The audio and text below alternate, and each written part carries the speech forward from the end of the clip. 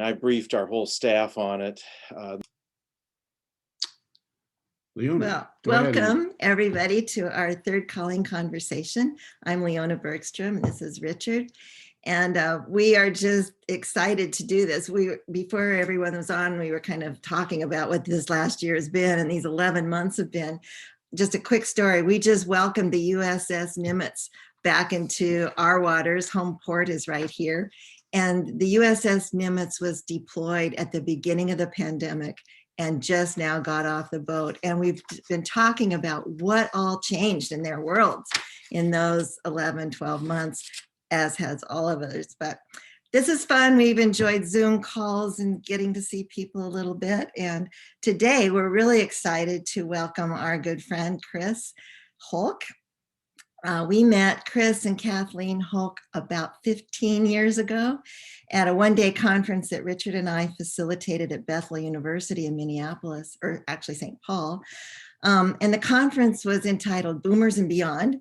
And we were hoping at that point to really encourage people to begin to think more creatively about ministry with boomers and with people aging, and churches weren't really paying much attention. And so that day conference was exciting for us, but Chris and Kathleen came because they were beginning to feel, as they told us, God's tugging in their heart to work with boomers. And they didn't know what that was going to look like or where that would be.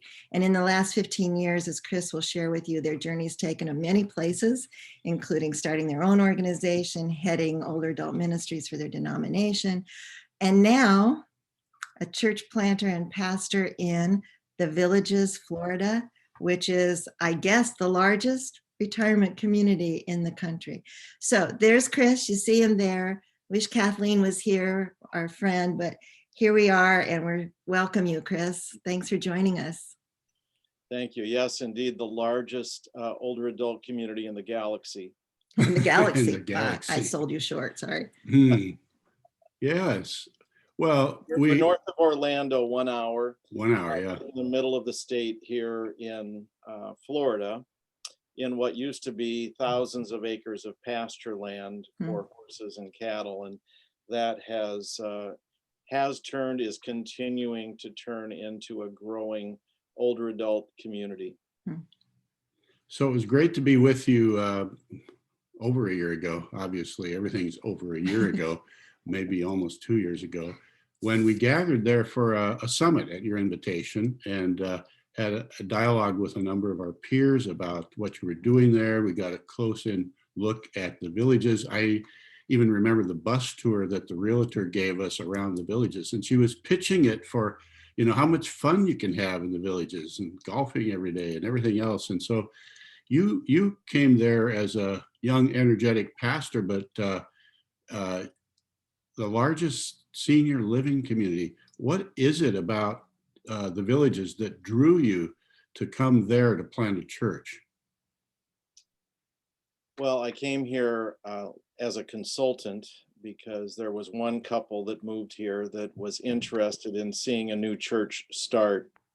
And my work in the area of boomer ministry got me down here to help them imagine how they could start a new church, and it would be a new paradigm that was for maybe what we would call the young old, as opposed to the old. And well, the rest is history. I thought I was just a consultant, but the Lord certainly worked on Kathleen and I to become the church planter.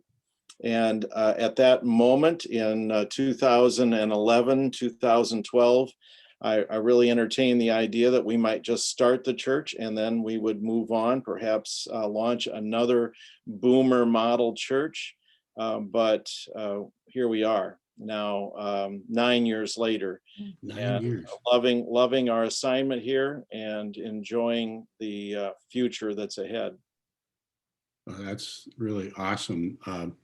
So your target audience were the young old, the boomer types, and yet weren't there enough churches already in the community? Why did you need a new church with a new paradigm?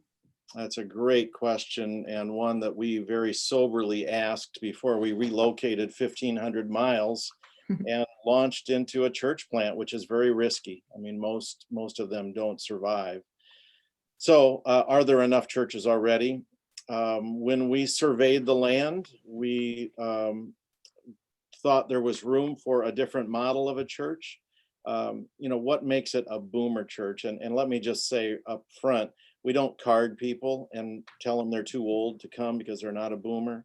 We love people, all through the ages, but there was a need for a church that was thinking younger, and it wasn't just about music. It was more about mission, that people didn't want to be done. The DNA of boomers, of the young old, of that huge pipeline of people that are in retirement phase right now, their DNA is that they want to make a difference. They want to leave a legacy.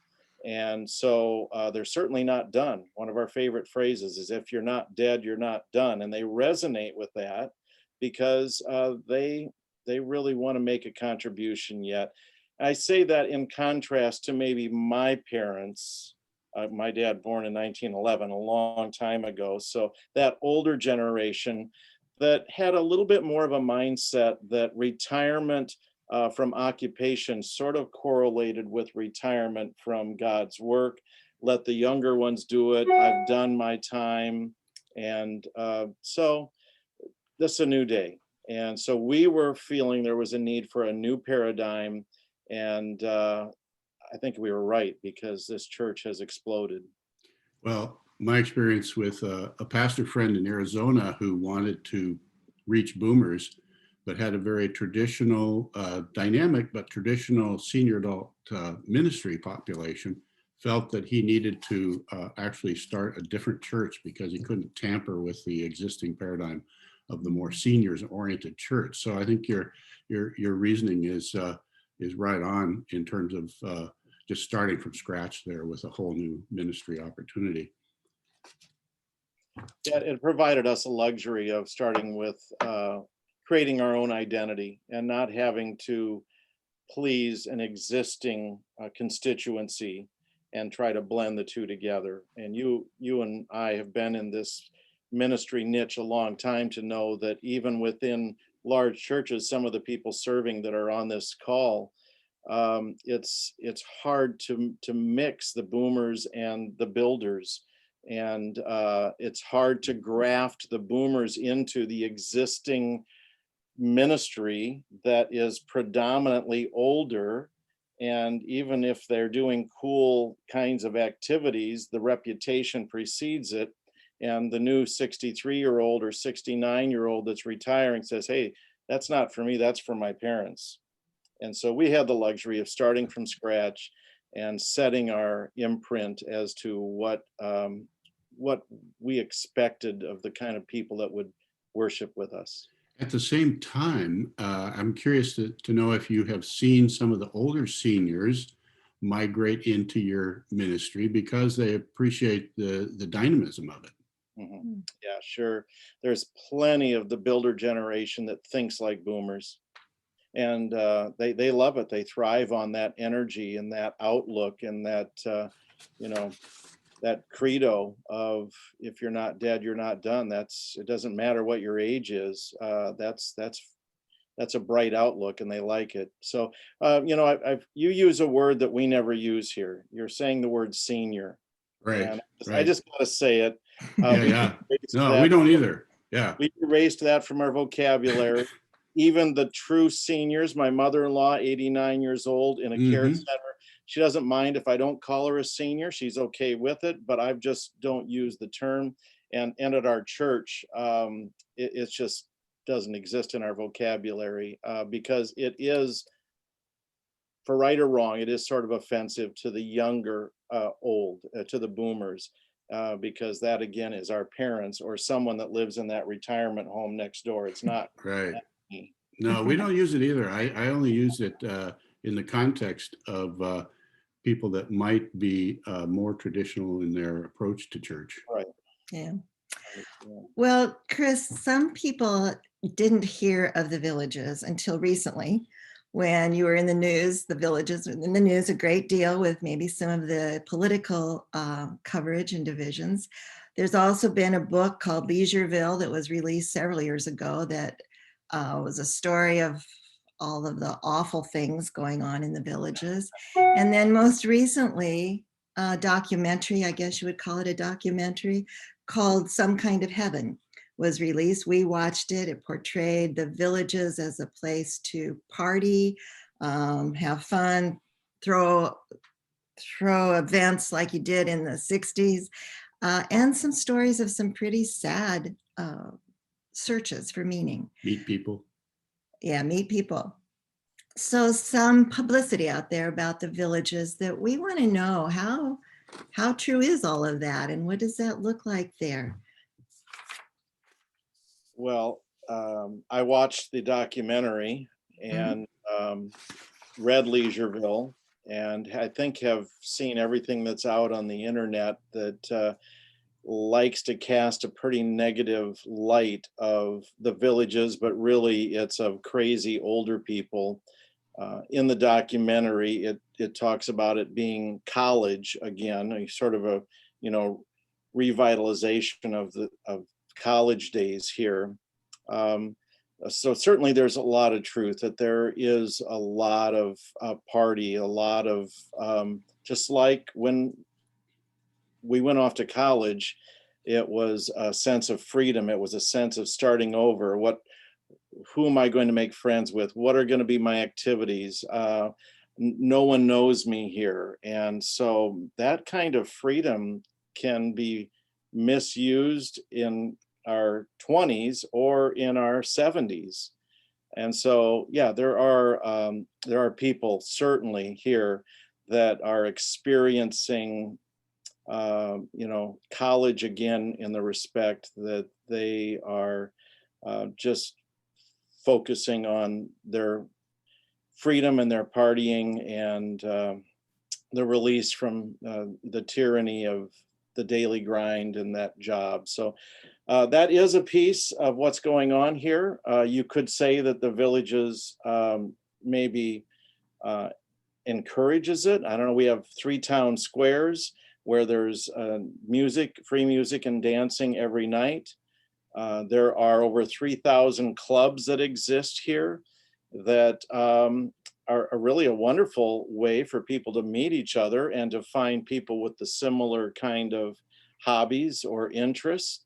Those were depicted in the documentary. Some of them, they seem to gravitate toward the belly dancers and the baton twirlers and the acting class. There's also the World War II History Club. There's the Deep Sea Fishing Club. There's 3,000 of those clubs. There's 200 pickleball courts and 700 holes of golf. You can become consumed with leisure. You can get your life way out of balance with this free time and this pursuit of happiness in staying busy and finding pleasure. And so clearly there is enough of that here that they could make a documentary, they could write a book, but there's another side to the story as well. But Chris, as in our age group, retirement, whatever you want to call it, anywhere, there is a longing for meaning and a search for significance, a search for what all this life is about. How has that been a fertile ground for you as a pastor, as a church plant, as messengers of the good news? How has that been for you there? Well, we fill that gap with the purpose of being a Christ follower, of making your life count for things that are eternal. I mean, so that gaping hole that's there after the partying and after you get tired with activities day after day, you can't even remember what day it is because they're all the same and they're all full of activities. That emptiness of saying, what is my life all about and what kind of legacy am I leaving for my kids and grandkids? we step into that with the message of Christ, the purpose of being a Christ follower, of making a difference for eternity. So we collect people that are hungry for that, and it's an incredible army. Many of them coming to us as believers, even mature believers. They've relocated here, and they are wanting to find a church. I always respect the people that even before they move here, they come and interview me, or come go on the internet and make sure, hey, there's got to be a good faith community, or else I'm not moving there. We inherit a lot of tremendous people, and what's wrong with that life, to have all these amenities, all these pleasure opportunities? I like to play with the best of them, but to have that plus a faith community that spurs me on, that inspires me to finish well. And so we're gathering a lot of people like that, and we're also through people caring for people, and just through our growing visibility as a church with the kinds of outreach ministries we do, we're certainly gathering some people that have been lost because they haven't known Jesus, and lost because they haven't had purpose, and they're finding it, and they're finding their life put at a new level of meaning and significance. So we definitely have a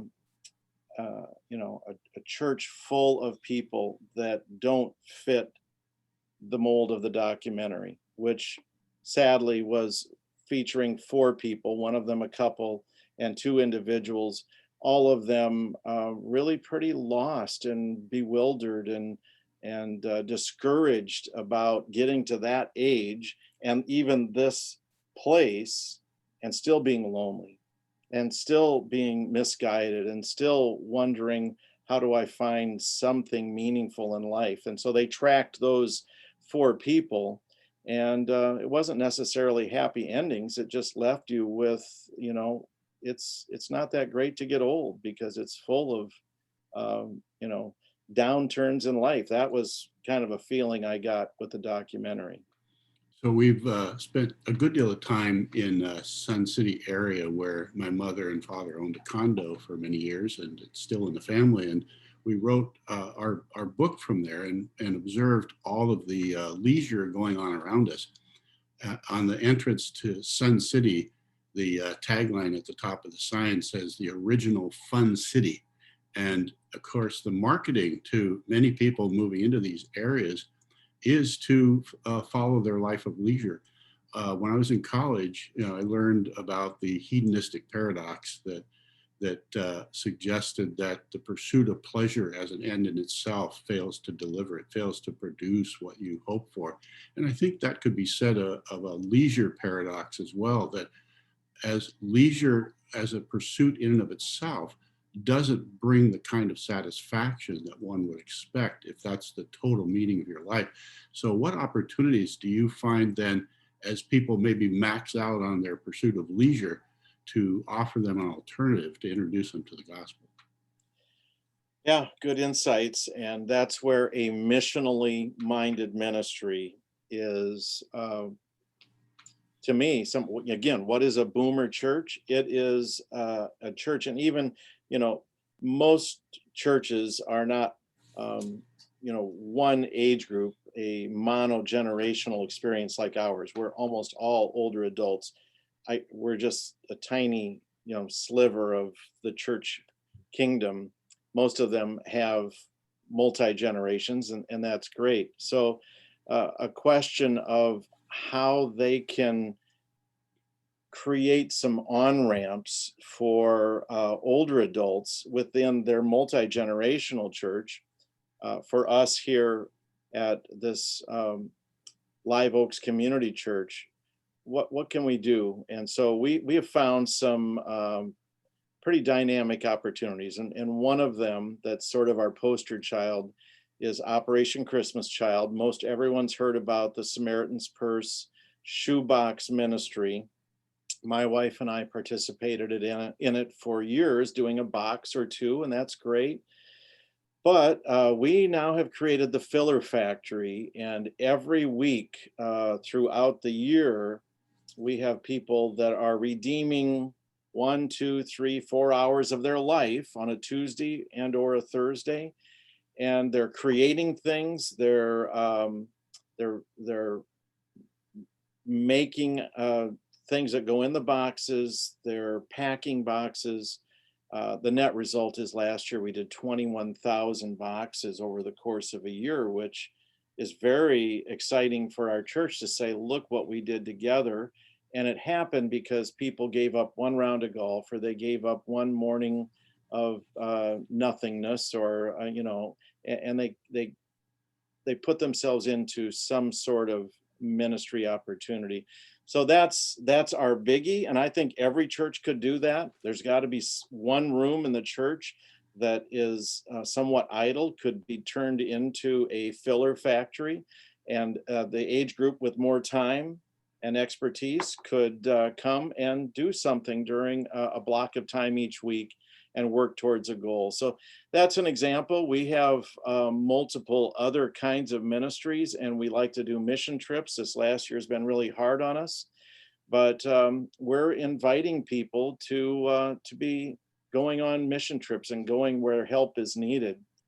We find a lot of people at this age and stage that have supported people on mission trips. This is what Wes Wick and Judy do so well, and he's listening in here, is just guiding people towards missional experiences that get them maybe out of their comfort zone a bit. And they've supported their kids or their grandkids with a check and with prayers, but they've never gone. Now they've got the time.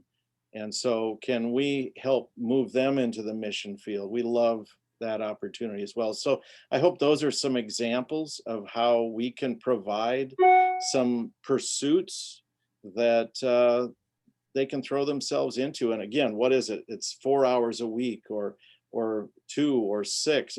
There's still a lot of time for leisure.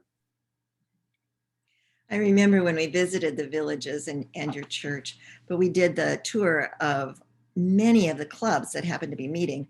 And I was so impressed with how many of the clubs in the villages were involved in projects that met the needs of people. They were crocheting baby hats, and they were developing food baskets, all kinds of things. And I thought, how wonderful that you can be part of even that community as the church to offer opportunities. And I have one more thing to say before I ask you another question, but I have to say, after we watched that documentary, we both knew we really need to be praying for Chris and his church, because you have an amazing opportunity there. Yes, it's 1 or 2 or 3 decades of people, generations, but Amy Hansen's listening in, and we'll tap into some of her insights in a minute, and her book is so nicely displayed behind you there. But I remember the very first time I heard her speak at a CASA thing a long time ago, Amy. She said one of the myths is that we think all older people are Christians, and not true. And you are in a wonderful place of ministry. You mentioned that this last year's been hard. It's been a crazy, very difficult year.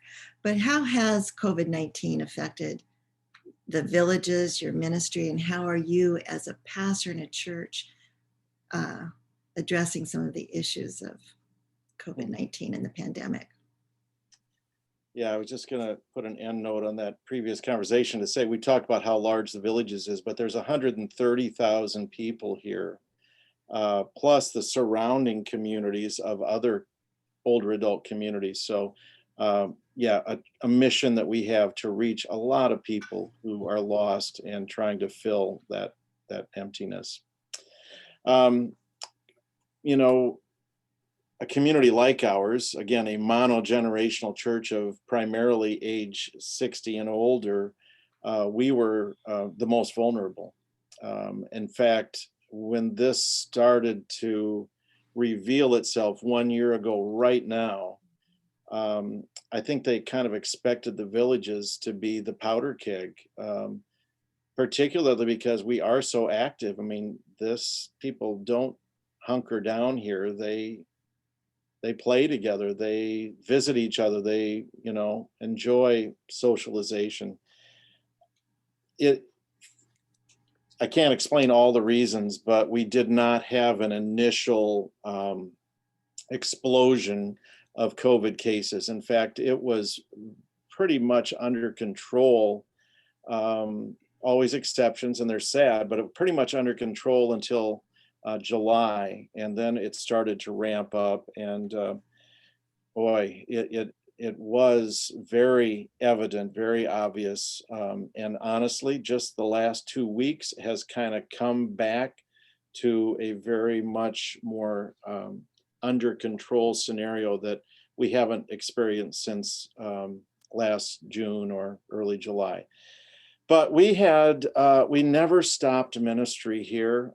In fact, we could continue our worship public ministry. We have offered online, still do, and people are still, utilizing that. But we were able to offer a public live ministry, and a big reason is, hey, it's warm here, and B, we have in our facility a built-in stage, a jumbotron, and speaker system, so we could do outdoor worship services. So we were very fortunate. We've continued to do that.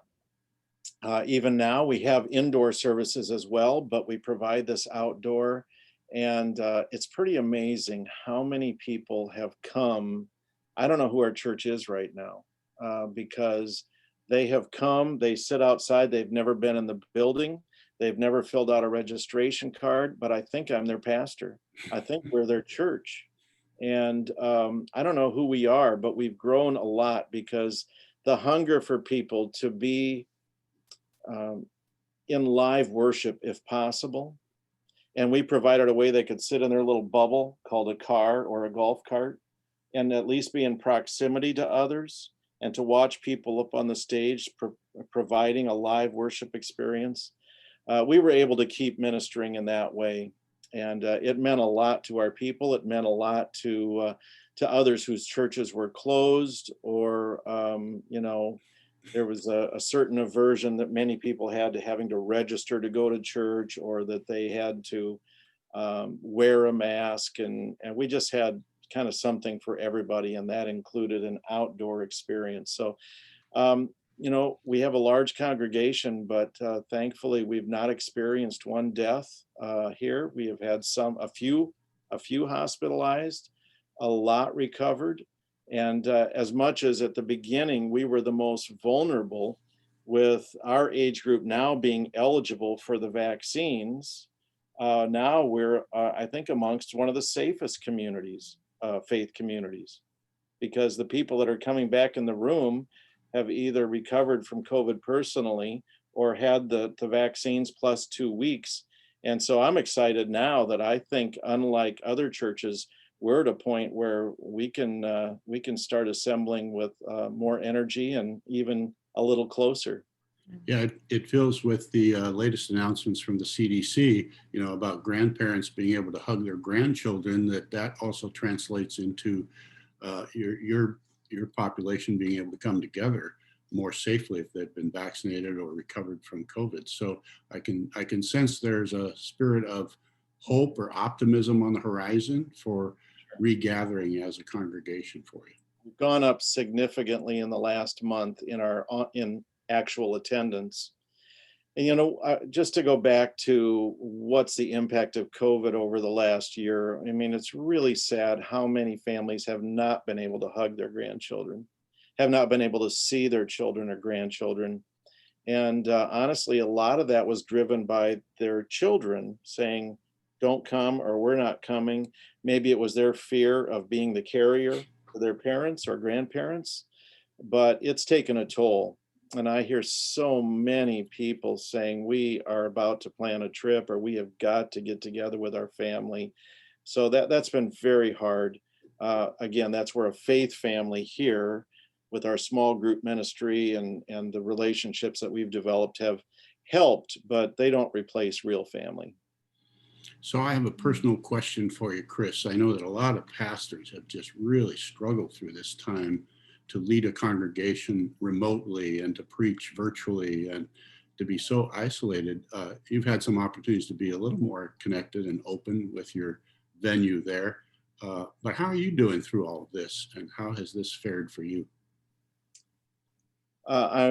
Leadership is grueling right now over the last year to continue to pay attention to the CDC and pay attention to what you hear your people saying. And that's a real mixed bag.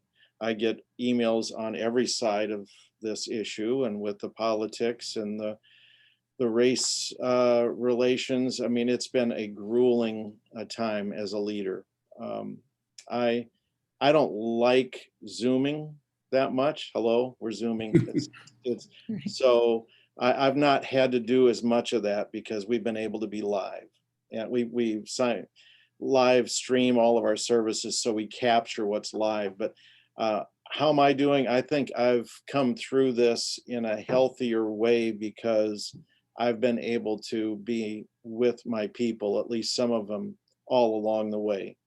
And I wouldn't wish what some have experienced, where they've not had a public service in 10 months. That sounds awful to me. So I've been very fortunate that we've been able to be together. We've continued to meet together with some safety protocols, our staff, our elders, our worship services. So other than being fatigued from the leadership weight that goes with all this, I'm very excited about our congregation and what's ahead. Now, you kind of glossed over the fact that you can come to worship in the outdoor venue in a golf cart. I think you need to elaborate on that. What's that about? And how in the world you couldn't have foreseen this need and opportunity for an outdoor venue, but you guys built your church with that in mind. Yeah, we laugh about that when we built this outdoor venue, and it was a big financial investment. Boy, we could have movies, we could have concerts. Oh, and if there's ever a pandemic, it'd come in real handy. That wasn't on the radar, but it has. In fact, our dream of filling the Grove, I'm pointing to it right here, with cars and golf carts and people, never for worship, that is, was never realized until the pandemic. And so I guess it took that for us to see the full bloom of an idea, and I'm grateful for that. A lot of people, I think, will probably stick with it. I think a lot of people Interesting. like it. They can come to church with their dog. They can come to church in pajamas. They've got their coffee. I mean, honestly, it's a pretty relaxed experience. But for people that have some fears about walking into a church, what's going to happen? What are they going to make me say or sing or do? Am I going to want to leave? It's a low risk probe to come in your car or golf cart and sit outside and take in the worship experience. So it's been a tremendous opportunity for us. And golf carts are the way we roll. What can I say? I'm the luckiest pastor. I get to commute to work on my golf cart. That's awesome. Well, hey, we want to open this up for some Q&A with our webinar participants, and I will just advise them they can either just unmute their audio if they want to ask a question without the video, or you can unmute audio and video together. If you can keep it on your gallery view or your speaker view, but we'll give it a pause here and let you unmute if you'd like to participate in the Q&A. So, or a comment. And some advice. I'll put it on gallery view here for our recording and just see who wants to join us. Anybody out there want to chime in, or you can send it through the chat. I'll keep an eye on the chat as well. If you have a question you'd rather send through the chat. So there's Bob Confer. What would you like to ask, Bob? We'll need to unmute you. Unmute your audio there. And Charles McKinney. You can do it. I can unmute you if you like. I got it. Okay. Thanks, Chris. It's been very helpful to hear you share your story. Can you give us some kind of a perspective? Some of us are still in multiple generational churches. In describing the age level boomer church, for that kind of a focus, what would be some of the major differences? If you got an active adult ministry going, in a multi-generational church.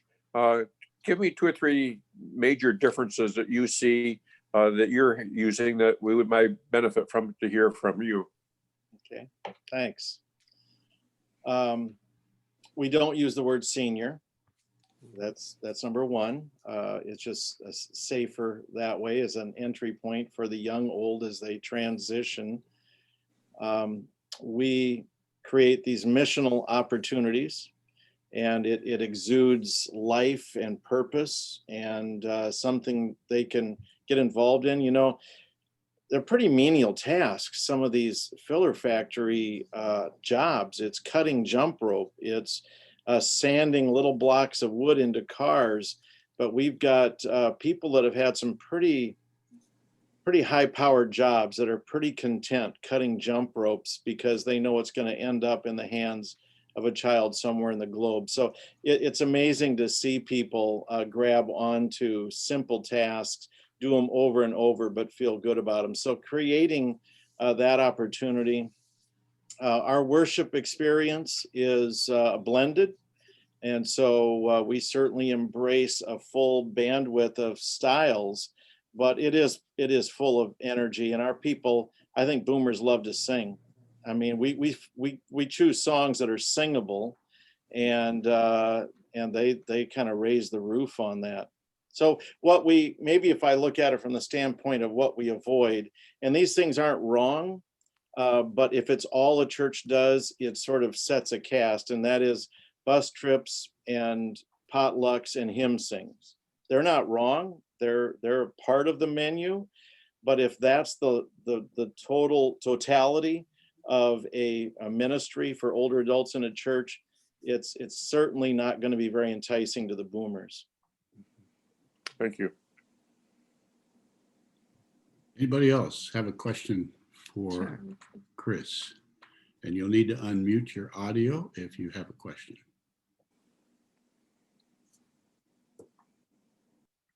I think Charles McKinney must have a question.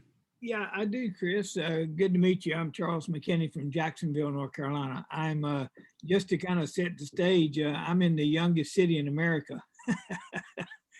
So our church is still with young people. So, we're two extremes, but just to get a little plug there.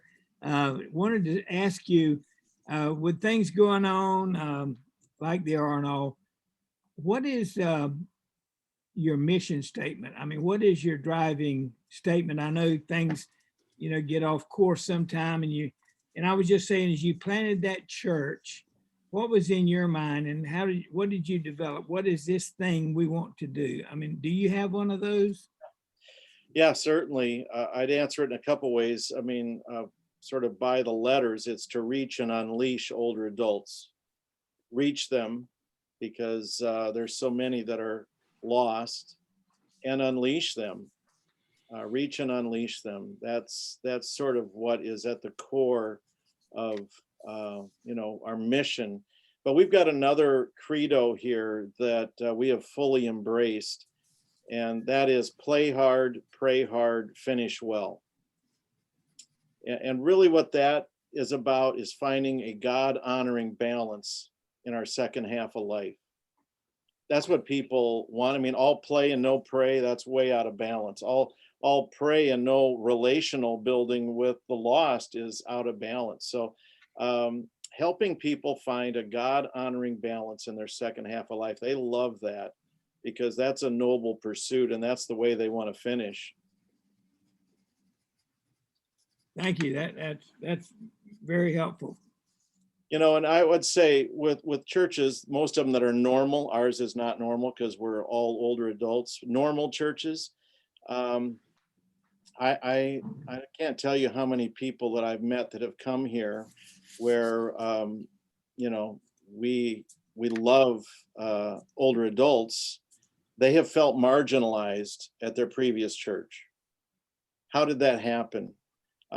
Nobody would ever admit that they don't care about older adults, but do they strategize to reach and unleash them? Are they creating strategies at the leadership level, at the elder level, at the staff level to say, how can we bring out the best of these older adults rather than somehow lead them to believe that they're an impediment to progress, or that we don't really think they've got much to offer us anymore. And then they walk away with the feeling all they want me for is my money. And that's called being marginalized. So whatever a church in a multi-generational setting can do to strategize at a leadership level of how we can reach and unleash older adults, I bet not many of those conversations are happening in elder meetings. So that's my encouragement. Thank you very much. So love- you're saying, Chris, that people come to you from churches all over with maybe wounds, hurts, not feeling valued, and you have an opportunity to kind of minister on that level as well. Disenfranchised. Oh, disenfranchised. Yeah. Yeah, it maybe goes both ways. Maybe they pulled back. Maybe they started to say, hey, I'm not going to accept another term on the elder board, or I don't want to teach Sunday school anymore because I'm retired. I want to be more free. And if what you're asking me to do is be there 48 weekends a year, or to be at elder meetings twice a month, I want more freedom. And it sort of moves them, the leaders, to the logical conclusion, they're not willing to say yes to any more commitments at the church, so we're gonna pass them by.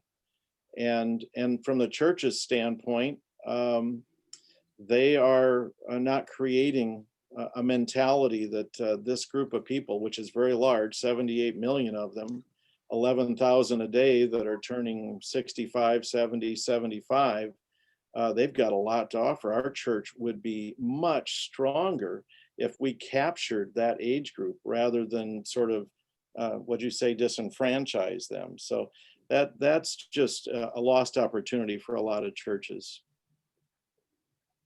So they really find some new hope for the church in general, and specifically serving and worshiping in a setting amongst peers. Yeah, they do love it. So that's another one of our metaphors that we continue to enlarge, is the encore, calling them the encore generation. And who doesn't love an encore? And why do we love it? Because the best is saved for last. And so we're able to help them latch onto the whole, the hope that maybe their best church experience, their best chapter of life walking with God has been saved for last. And this is their encore. And so that fills them with hope. So even for older adult groups, I suggest even that name, call them the encore group, the encore generation, because you can work that metaphor to say the best saved for last. Let's get after it. That's definitely true with Mamma Mia. We've seen that live on the theater, and the best part of Mamma Mia was their encore. It's just fabulous. So that's a great picture. Anybody else have a question for Chris, either by chat or? Sure, I have a question. Chris, have you talked much about the Generation X population? I think they qualify to live at the villages now, but I imagine you don't have too many of them yet, but with the focus on boomers. What's the entry level age on Generation X, Wes? Do you know? It's about 55, 56 right now. So yeah, we do have some folks that are in the church, early retirees. They're 50, they're 52, 55. We call them our youth group, but they are grafting in now. And when I came, I was 55, and now I'm no longer the youngest, thankfully. So they're moving in, and I can't discern much difference in their expectations. They seem to fit in with what we have created as a mission and vision here. I mean, they haven't demanded a different worship style. They haven't, the wonderment about whether they would even embrace a retirement community. I mean, is that their deal or not? Or is that just too strange for them? Well, they're loving it too, the ones that are moving here. And so it's sort of self-selecting, but we are starting to see them graft in, and I love that. Good. You have a great book in the background there, just behind you, Boomers and Beyond. I think we have the author of that book on. This year. Maybe she'd like to chime in. Say something, Amy. Add Say something or ask him a question. Add Lou? some. Well, this was great. Bravo. Chris is like getting succinct, and I don't know. I just loved hearing it again. And I don't have anything to add. I just had some things that popped in my mind. I've kind of gotten to wear more of an academic hat the last year and a half or so, as a gerontologist, Department of Gerontology. And when he was talking about the name, or the whole thing of like not using the word senior, and I myself have heard that and seen that throughout my 20 plus years now of kind of working in this space. But now in this academic space, last summer, I think, the Gerontological Society of America, which is kind of that academic arm of research and scholars that come together, they actually put out that the manuscripts that were then submitted from then on, from like all over, universities, colleges, whatever, needed to stop using words like, and I wrote it down, elderly, elder, senior, aged. But senior was one of those, instead to replace that in all the writing with older adults, because, and then they use strong language, the negative kind of age discrimination that is being felt with those words. And so I just thought, it's good for us in church leadership roles to just realize, instead of kind of trying to buck that, like, come on, they're seniors, they should be grafted in, let them, let's go with it. Because what these folks were saying was, this is going to hurt research. We're going to hurt being able to apply this research if we keep using words like this. So why wouldn't we want to adopt that in the church setting too? Anyway, I feel like that keeps being reinforced. And I'll say this about the filler factory. I did a virtual workshop thing real recently. I think it's just going to play this week for nursing home administrators and workers on helping older people find purpose and meaning. And folks in those settings had so much social isolation during COVID that whole sense of do I matter was a big part of their thinking. And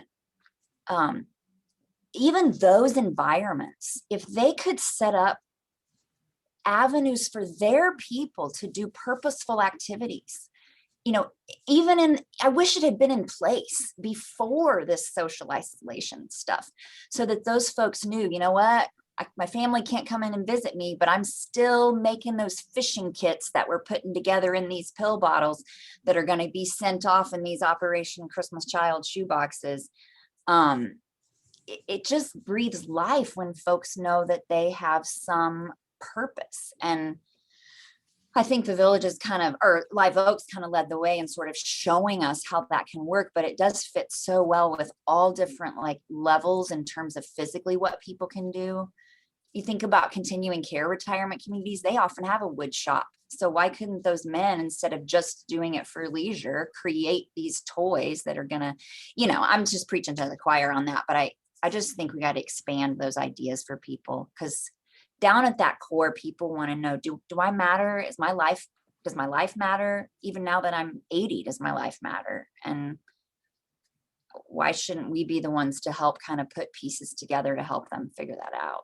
So kudos. Well said. Yeah, Live well Oaks. said, Amy. Both of our mothers are still living, and they're in their 90s, and they've been very isolated during this past year with COVID, and even at times in complete lockdown. So we know what you're talking about.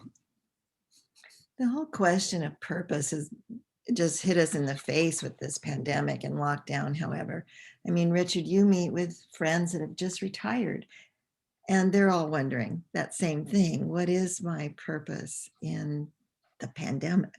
So it has really focused our attention toward those issues. Good input. Yeah. Yeah, there's a great new study out that Ken Dykewald did with the Edward Jones group, and it's called the New Retirement, the 4 pillars of the New Retirement that include family, finance, purpose, and health being foundational. I encourage you to look it up because it's very informative about written or done in the midst of COVID and what that looks like for retirees. Good. Any other questions? We're coming up on the hour here, and that's going to be our limit at 60 minutes. So if you have a burning question, now's the time to get it in. I don't have a burning question, but I would like to just mention one thing. You know, you've really, thank you for the conversation. It sparked my, wanting to find more opportunities. You talk about doing these different things. Well, one thing that I'm going to be searching for other opportunities, but one thing that did come up in our setting is we had like 6, 7 ladies come together and start a card ministry. Now, it wasn't just a regular card ministry like you send cards. They made the cards, and they bought all these tools to cut out designs and paste them together and stuff. They have done some elaborate work. I mean, it is breathtaking what these, and it's just a pure nobody guided them. They just came together in a room, and one of them began to lead, and they put this thing together. They make cards that you can't buy. I mean, if you had to pay for them, you couldn't buy them. But their ingenuity and creativity and all that goes along with that, they're kind of small. Most of them are only like 3 inches by 3 inches possibly. But I just wanted to bring that up as a group because I'm always searching for opportunities, for people, some kind of idea. But that one did happen to pop up in our midst, and I just wanted to share it. Hope it didn't take too much time to do it. No, not at all. Not at all. Thank you, Charles. Final question? Sure. Yes, Randy Stout from Minnesota.